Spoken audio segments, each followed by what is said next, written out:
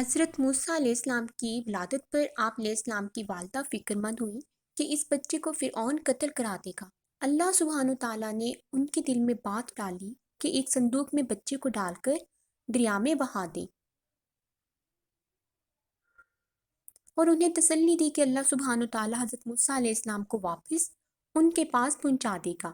ان کی والدہ نے ایسا ہی کیا۔ صندوق حضرت موسیٰ علیہ السلام کو لیے دریا کی لہروں پر تیرتا رہا، اور حضرت موسیٰ علیہ السلام کی بڑی بہن دریا کے کنارے صندوق کے پیچھے پیچھے چلتی رہی۔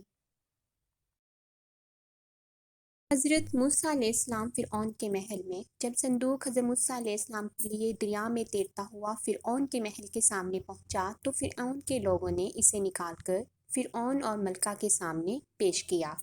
جیسے ہی صندوق کھولا گیا تو اندر ایک نہایت خوبصورت بچے کو دیکھا۔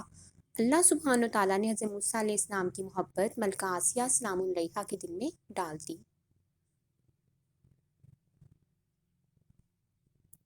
ملکہ نے فرعون سے کہا ہم اس کو اپنا بیٹا بنا لیتے ہیں۔ فرعون نے ملکہ کی بات مان لی۔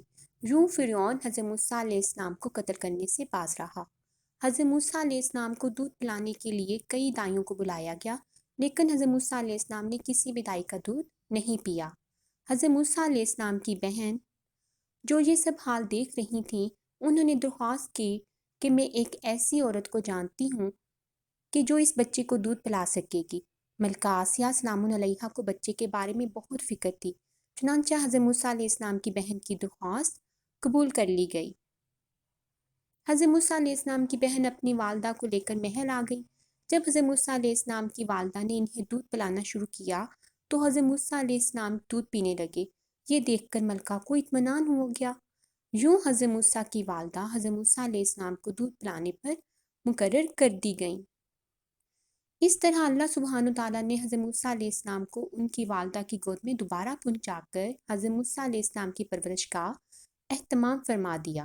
پھر حضرت موسیٰ علیہ السلام جوان ہو گئے۔